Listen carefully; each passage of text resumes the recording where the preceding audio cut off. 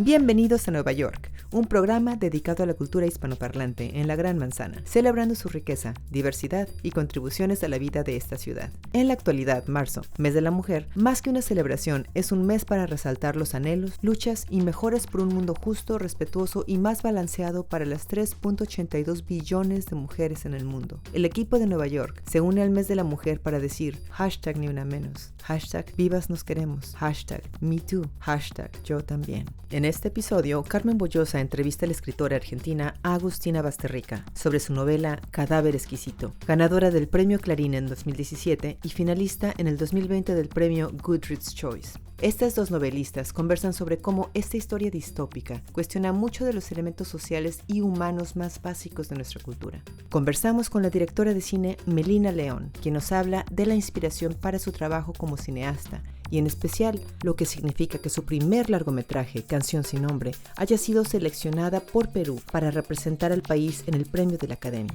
Hablamos con la pianista Carolina Calvache sobre su colaboración con Rubén Blades y los motivos que la llevaron a escoger el piano como instrumento de interpretación y composición, y cómo algunos prejuicios machistas llevan a que por su apariencia la etiqueten como cantante. Bienvenidos a Nueva York. Soy Carmen Bollosa y hoy tengo el gusto de conversar con una colega maravillosa, Agustina Basterrica. Agustina, muchísimas gracias por acompañarnos hoy aquí en Nueva York. Muchas gracias, Carmen, para mí es un honor. Hay una novela tuya que ha girado por el mundo, por el tema, por la escritura poderosa, ese ejercicio de la imaginación que es una verdadera novela. ¿De dónde nació esta novela? Carmen está hablando de este libro, ¿sí? Cadáver Exquisito, que se lo dediqué a mi hermano, Gonzalo Basterrica. Gonzalo es chef acá en Buenos Aires, trabaja con comida orgánica, pero sobre todo lo que me interesa es su profunda investigación con respecto a lo que es la alimentación consciente, que es empezar a tener conciencia de que todo lo que comemos nos impacta a nivel celular, a nivel energético, y por supuesto, si comemos mal, nos impacta mal, ¿no? Entonces, a partir de sus investigaciones y de mis investigaciones, yo hice cambios en mi alimentación. Muchos cambios que hice, uno de ellos fue dejar de comer carnes. Pero cuando yo lo hice, se desnaturalizó el consumo de la carne y lo que empecé a ver en mi plato fue un pedazo de un cadáver. O sea, y tuve un shock.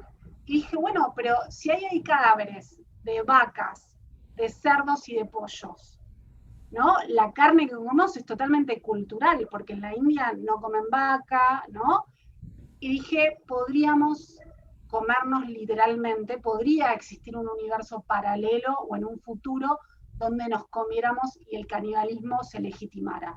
Digo, lo que trato de hablar en la novela es sobre el canibalismo universal, ¿no? Cómo nos fagocitamos los unos a los otros en distintos niveles, ¿no? Inclusive en nuestra relación con la naturaleza es totalmente caníbal. Hay una cuestión de extractivismo y destrucción. Y eso lo hacemos con el otro naturaleza, con el otro, digamos, árbol, con el otro animal y con el otro humano, ¿no? Humano que en general son las mujeres y las minorías los más vulnerables. ¿De dónde salió ese virus? Y el virus en realidad surgió como una posibilidad para empezar a construir esta matriz, porque lo que yo hago en la novela es construir una nueva normalidad que es comer carne humana. Lo usé porque no me parece descabellado, ¿no? Bueno, de hecho lo estamos viviendo en este momento, pero cuando yo la escribí no estaba el COVID, y por cómo estamos industrializando la carne, ¿no? Por cómo estamos procesando esa carne, es que se generan un montón de virus en los animales. Entonces, ¿cómo insertas el virus a echar esta maquinaria donde se asesinan a todos los animales, desaparecen los cultivos de animales, por llamarlo así, y a quien se cultiva? Agustina, te dejo continuar. Se cultiva a los humanos, ¿no? Y digamos, lo que me costó bastante fue pensar en la historia, porque, digamos, desde dónde iba a contar esa historia que para mí es tan fundamental, ¿no? No es solo lo que vas a contar, sino cómo lo vas a contar y qué tipo de registro vas a usar. Entonces la historia, que con esto no voy a spoilear nada, se focaliza en Marcos Tejo, que trabaja en un frigorífico donde se faenan humanos, y a él le regalan una hembra para que faene o para que críe, o sea, le regalan una mujer desnuda. Y ahí empieza la novela, pero le regalan una hembra porque todas las cabezas, en la novela se les dice cabezas, no se les dice humanos, porque el lenguaje también es muy importante en la novela. Como cabeza de res. Claro, Las cabezas ¿no? Se usan, claro. Una hembra que las cabezas tienen las cuerdas vocales, se las sacan cuando son, ¿no?, crías, digamos. Entonces es una hembra silenciada. Y esa mujer o esa hembra representa, simboliza a todas las mujeres silenciadas del mundo, porque lamentablemente todavía hoy sigue habiendo femicidios, sigue habiendo países donde las mujeres no pueden estudiar, ¿no? Sigue habiendo trata de personas. También esa hembra está representando a todos los posibles cautiverios, ¿no?, y esclavitudes. Y elegiste eliminar las cuerdas, haciendo también un homenaje a la lengua, a la materia con la que trabaja un escritor. Este espacio se llama Nueva York porque queremos exponer las contribuciones culturales que los que hablamos español a lo largo de todos los siglos hemos dado a esta ciudad. ¿Qué es para ti Nueva York? Para mí Nueva York es una fuente inagotable de placer. Era todo maravilloso, las calles por las que caminaba. Recuerdo entrar a los museos y emocionarme, porque yo estaba estudiando la carrera y no podía creer lo que veía, que lo había estudiado en fotocopias, poder ver las obras de arte ahí, todo eso significa Nueva York. Y sé que si vuelvo a viajar, que ojalá que sí, va a ser otro motivo más de placer. Muchísimas gracias, Agustina Basterrica, por estar con nosotros aquí. Gracias a ustedes por acompañarnos. Soy Carmen Boullosa, este es Nueva York. Hasta la próxima.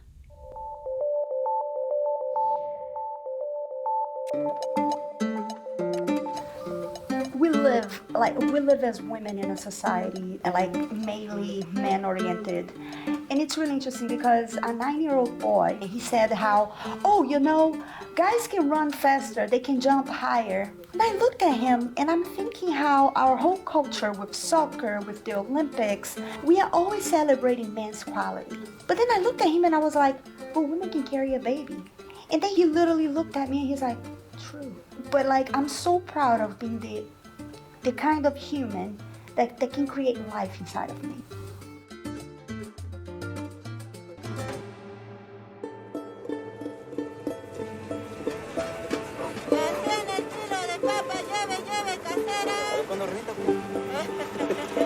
Canción sin nombre es una película ambientada en el año 1988 en el Perú, y cuenta la historia de Georgina Condori, que es una mujer muy joven de Ayacucho, de la Sierra Sur del Perú, que ha llegado a Lima con su esposo. Ella está embarazada 9 meses. Cuando da a luz, descubre al día siguiente que se han robado a la niña, que no se la piensan dar. Mañana regresa, te hemos dicho. No, quiero verla. Mañana la vas a ver, mañana. ¿Dónde está? Y entonces la película trata de su búsqueda desesperada, obviamente, y la inmensa entrega de un periodista, ¿no?, que la acompaña a ella. Mi nombre es Melina León, soy la directora de la película Canción sin nombre, Song Without a Name. Vivo entre Harlem y Lima. Canción sin nombre se estrenó en Directors Fortnight en el Festival de Cannes el año 2019. Y luego de eso hemos participado en más de 100 festivales internacionales y hemos obtenido más de 40 premios. Le fue muy bien a la película en festivales, ¿no? Hubo un tour mundial, me di 2 vueltas al mundo, menos mal, antes de la pandemia. Y hemos logrado ser la película representante de Perú en los Oscars, que era algo que queríamos siempre, como cerrar la etapa de estos de premios representando al Perú, ¿no? Que ha sido un gran honor. Esta historia la descubro a través de mi padre, porque él era periodista, él fue uno de los fundadores del diario La República acá en Lima, y esta fue la primera portada del diario La República. Quise regresar a Perú para hacer mi primer largometraje. Sentía que tenía que hablar de algo que yo conocía muy bien. La propuesta visual fue surgiendo poco a poco, ¿no? Creo que sí hay una intención desde el guión de tratar de buscar imágenes que consigan expresar los diferentes tonos de angustia, la tristeza, la melancolía, ¿no? Cómo se convierte esa intención en una realidad, pues creo que a través de mucho diálogo con Inti Briones, el director de fotografía, pero no diálogo tan concreto sobre las imágenes precisas, sino un diálogo sobre nuestras emociones, ¿no? Porque él también creció en el Perú y todo lo que esa época nos había hecho. Entonces, ¿qué significaba pues venir de un país que estaba en guerra, que todo el tiempo era un riesgo, ¿no? Salir a la calle, de un país con hiperinflación, ¿no? Pero creo que hubo una gran comprensión entre los dos, ¿no? De expresar lo que sienten los personajes, el abandono por el que pasan, el miedo por el que pasan, porque lo comprendíamos bien. Tenía que contar con Pauchi Sasaki en la música, ¿no? Pauchi Sasaki es una querida amiga mía, peruana, japonesa, digamos, Nikkei, como le decimos aquí. Ella ha trabajado mucho música tradicional del mundo entero, ¿no? Y por supuesto música peruana, ¿no? Música andina y música de la selva del Perú. Entonces yo sentía que ella iba a lograr entender la película y hacer un soundtrack que surja un poco de esta tierra, ¿no? El soundtrack se lo debemos a esa iluminación que tuvo ella de sentir que el charango era el instrumento la guitarrita pequeña era el instrumento que estaba hablando del amor de esta madre, que aunque grita desesperadamente, en realidad está gritando porque no sabe qué hacer con todo ese amor que ella tiene.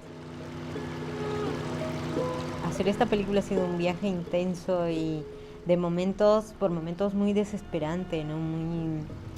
De mucha tristeza y de pensar de repente estoy perdiendo mi tiempo, ¿no? Entonces no es solamente un lado, ¿no? No es solamente estas ganas de hacer y este amor por el cine y esta pasión por crear algo, por decir algo también que es importante para ti, ¿no? En la película hemos hablado de la discriminación, hemos hablado del racismo, hemos hablado de homofobia, hemos hablado de la pesadilla en la que podemos convertir los humanos nuestras relaciones, en cómo hacemos pues que somos capaces, ¿no? de convertir a un ser humano en un objeto de intercambio, ¿no? A un bebé indefenso, recién nacido, ¿no? Hemos hablado de la oscuridad, todo eso es un lujo maravilloso, ¿no? Siempre vivo muy agradecida de la ciudad de Nueva York, porque toda la gente me pregunta, oye, ¿cómo has logrado que una película tan peruana sea vista en todo el mundo, que haya logrado ser internacional? Y yo creo que mucho se lo debo a la ciudad, porque es una ciudad tan cosmopolita que te enseña de alguna manera que tienes que saber comunicarte con la gente que viene acá y que viene de todas partes del mundo, ¿no? Y todo lo que eso te va enseñando que al final los seres humanos nos parecemos un montón, ¿no? Y la prueba está en que podemos ver cine de cualquier parte y entenderlo, identificarnos, sufrir, amar, llorar, reírnos con historias de pueblos que tienen otro idioma, que están totalmente lejos, pero al final creo que el cine te demuestra que se puede, ¿no? Que nos podemos entender y eso te da una satisfacción muy grande, ¿no? Y una especie de esperanza en la gente, ¿no?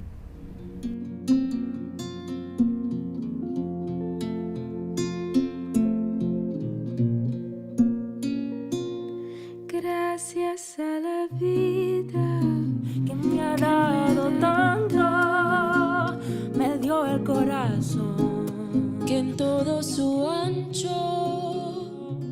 pone las palabras que pienso y declaro. Playas y desiertos, montaña y llanos, y el canto de todos que es mi propio canto.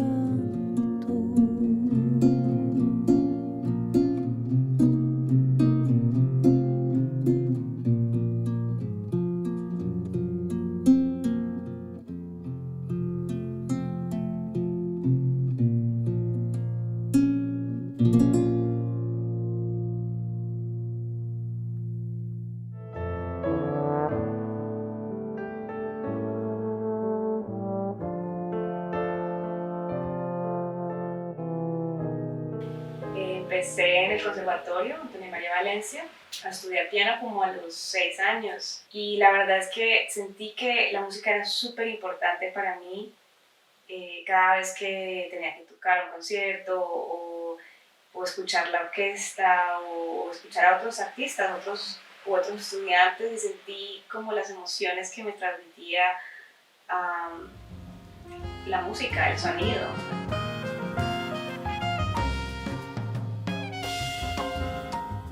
El hecho de componer y tocar es una necesidad. Y yo empecé a componer cuando tenía como 13 años y a meterme como en la improvisación y todo eso. Ya empecé a componer mis primeras piezas para piano como a los 16, 17.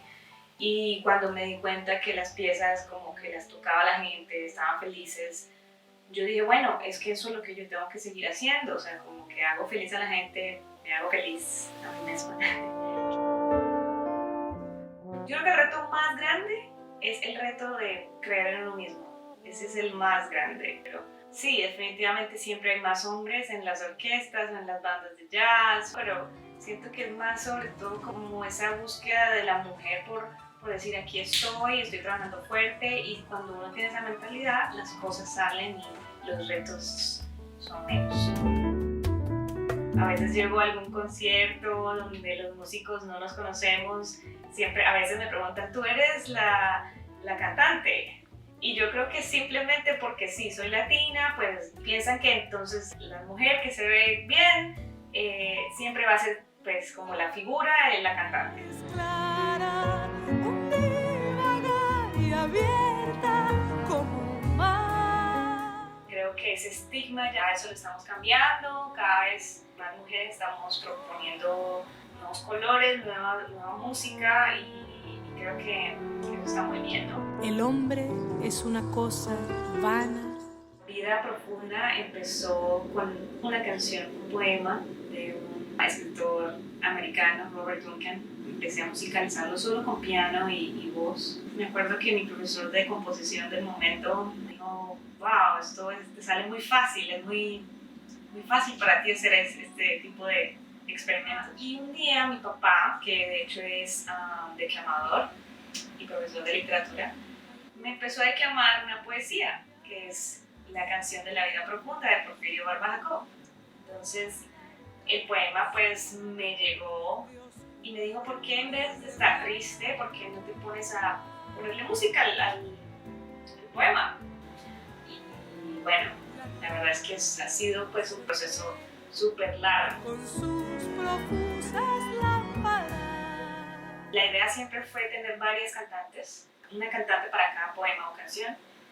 Y las dos primeras canciones que grabamos fue Vida Profunda, que invité a Marta Gómez, y Let Me Come With You, Déjame Ir Contigo, que la canta Luba Mason. Luba Mason es una gran cantante de Broadway, que de hecho es la esposa de Rubén Blades. Y por ahí va la conexión a Rubén, y bueno. And I'm just very happy that Carolina invited me to sing her song and to be a part of the project.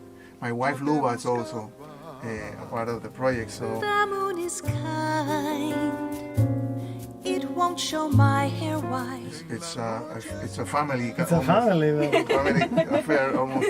So, muchas gracias Carolina por darme la oportunidad de cantar contigo tu música. Te conocí de nuevo. Cuando cuando llego a Nueva York y tengo la oportunidad de conocerlo gracias al productor del álbum, yo le muestro un demo a Rubén y dijo que sí.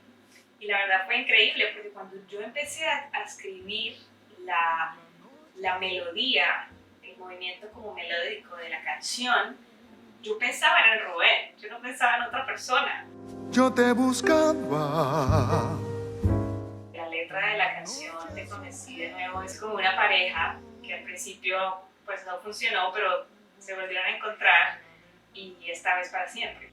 Claro, la experiencia con Rubén ya en el estudio, yo estaba súper nerviosa y lo primero que hace Rubén cuando me ve en el estudio me hace como así y yo, ¿qué quiere decir eso? Entonces él decía, la canción está difícil, pero es bonita. Me hiciste estudiar. Voy a intentarlo. Voy a intentar cantar tu canción. Junto a ti.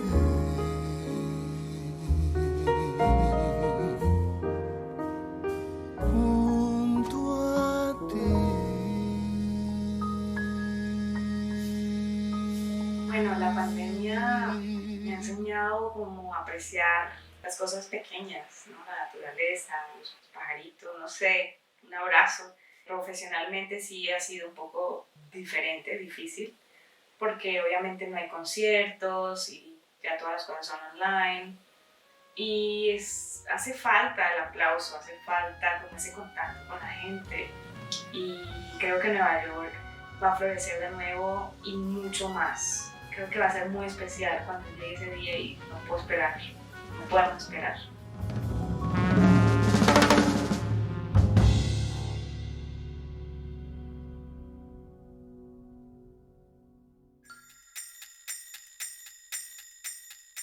Gracias por su sintonía. Esperamos verlos en el próximo episodio de Nueva York, en donde conversaremos con algunos líderes sociales sobre la reforma migratoria.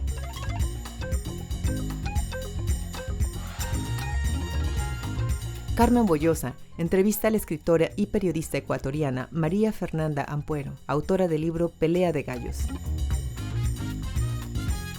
Entrevistamos a la cantante y compositora argentina Silvina Moreno, autora de 4 discos.